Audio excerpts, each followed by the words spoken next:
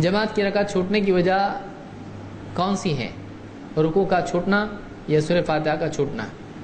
دیکھیے اس بارے میں علماء کا اختلاف ہے کہ جو آدمی رکوع پائے وہ رکعت پاتا ہے یا نہیں۔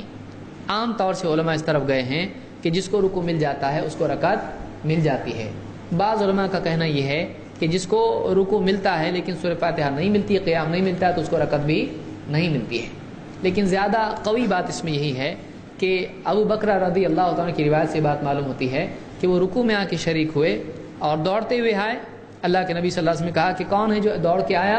جب آپ نے ان سے پوچھا تو انہوں نے بتایا کہ میں ہوں۔ آپ نے کہا زادک اللہ حرصا ولا تعد یا ولا تعود، کہ اللہ تیری حرص کو بڑھائے، اس کو دہرانا مت۔ تو اس سے معلوم ہوا کہ آپ صلی اللہ علیہ وسلم نے رکوع پانے کا علم ہونے کے باوجود بھی ان کو رکعت دہرانے کے لیے نہیں کہا۔ ایک روایت میں خود انہوں نے اپنے الفاظ میں کہا کہ میں چاہتا تھا کہ مجھ کو رکعت مل جائے، اس لیے میں دوڑ کے آیا۔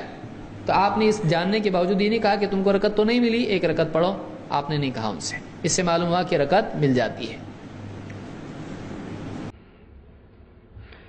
سائل کہتا ہے کہ رکوع ملنے سے رکعت ہو جاتی ہے یا نہیں؟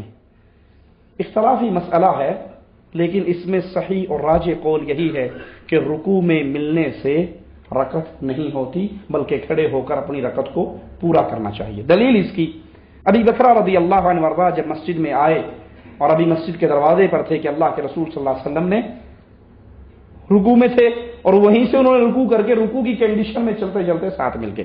سلام پھیرا تو ان کا سانس اکھڑا ہوا تھا۔ آپ نے پوچھا کیا بات ہے؟ اس نے کہا میں اس طرح آ کر میں نے رکوع میں شمولیت کی ہے۔ فرمایا اللہ تیرے شوق کو زیادہ کرے، آئندہ ایسے نہ کرنا، اپنے ایسے عمل سے منع کر دیا۔ اور معلوم پڑھنے کے بعد میں اچھا حدیث میں ایسا ہے زبردستی توڑ مروڑ کے اس کو چھوڑنے والے نہیں، لینے والے ہیں، کیونکہ جب چھوڑا تو وہ اہل کہاں ہوا؟ نا اہل ہوا۔ جب جانتے بوجھتے اللہ کے نبی صلی اللہ علیہ وسلم کی بات کا انکار کر دے آدمی، تو ایسا آدمی یہ اہل حدیث نہیں ہوا، یہ نا اہل ہوا۔ اللہ تعالیٰ سب کو ہدایت دے اور ہم کو ہدایت پر جمائے رکھے۔